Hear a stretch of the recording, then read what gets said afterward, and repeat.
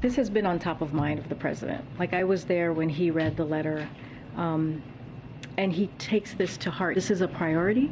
We're going to make this happen. We're going to continue to make sure we use everything at our disposal to bring her home.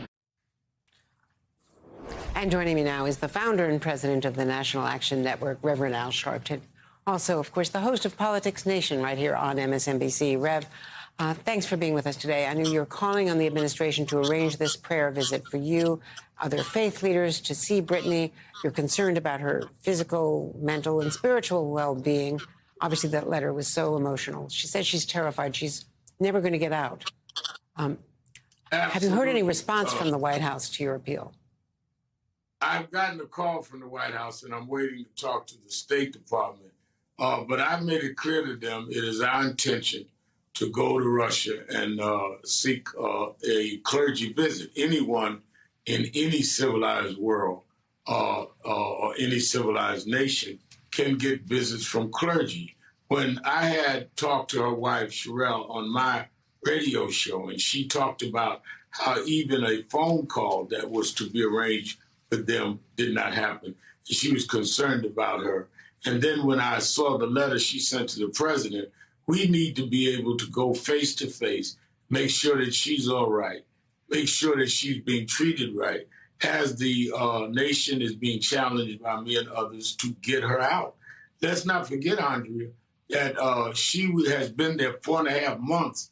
During the time she has been incarcerated in Russia, they have done a swap deal that got one former Marine out of Russia and didn't make her part of the deal. So we can't sit by and ignore the fact that she has been marginalized, and we cannot explain why. We want to see that she's safe, and we want to make sure the government of the United States make her a priority, that whatever situations they're doing, they make a priority to have her released. The question has been raised that if she was not Black, female, and gay, would it be different? I can imagine if this was some other athlete of her level of celebrity and her level of achievement, that we'd be sitting around 4.5 months without having to write a letter to the president. This is unimaginable, and I've committed to both her wife. I talked yesterday to her father that I'm going to do everything I can to help bring her home and to first make sure that she's being treated fairly and secure. You know, the president did not act himself and do a prisoner swap for Trevor Reed, a former Marine, which he did in April, until the family actually got to meet with him. And I'm told that Sherelle met with Trevor Reed and his family, and that they told her, you know, until the president gets directly involved, this is not going to work. At the same time, the State Department believes to be negotiating, but I'm told by our sources that they don't expect any action from Russia until after her conviction, because they believe she'll be convicted. Everyone is. There's no fair trial in Russia. And that could take weeks. And that, you know, she's in the prime of her career. She's already spent 4 months. She's 6'9". She's transported to and from jail in a cage and has no physical exercise. How can this be sustainable? How can we wait months and months, you know, potentially months more? She's missing out on her prime career. It is not sustainable, Andrea, and you laid it out right. She's put in a cage that is too small for her to ride 2.5 hours from the prison to where they're having court, to have a 10-minute court session and 2.5 hours back. So she's gone 5 hours round trip when they have a court session, and they have a 99% conviction rate. And for this to be continuing without the uproar from people in her country, of all races, of all genders, of all orientations, is outrageous. And I think that you're correct when you say, sources say, and the Reed family said that unless the president gets involved, nothing happens. Well, that is one of the reasons why I and National Action Network and the clergy want to go, has put this right at the lap of the president by calling on the White House to arrange for us to go and the White House to respond, and Brittany writing a letter directly to him.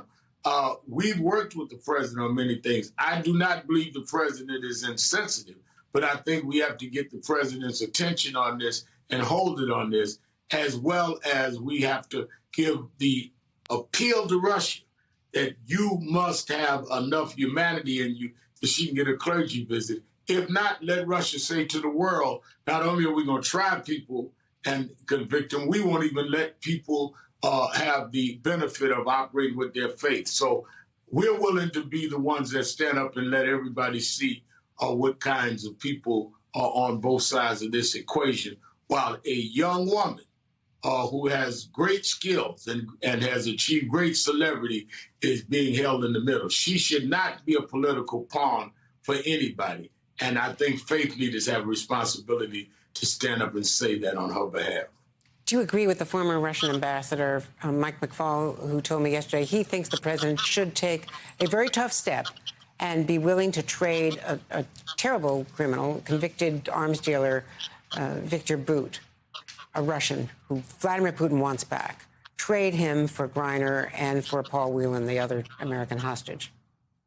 Well, Ambassador McFaul is more qualified than I to talk about what is the right deals, and he said on your show yesterday he'd take that deal. We're talking about this arms dealer would do, I believe, another 10 years. And the question is Brittany going to get 10 years in Russia? Is the other two that are detainees going to get 10 years in Russia? So what are we trading off here? That we're going to hold somebody here for 10 years, have 3 Americans held there for 10 years? I don't see that as a fair trade for the American people. And I think that we've got to deal with where's the balance here. I don't see the balance. And especially when we've already made a deal already with the Reed situation just a couple of months ago, while Brittany was already in jail. I can't emphasize enough, why wasn't Brittany part of that deal? And that is why we're raising our voices, and that is why we intend to make this trip next week. Thank you so much, Reverend Al Sharpton. Thanks for being here.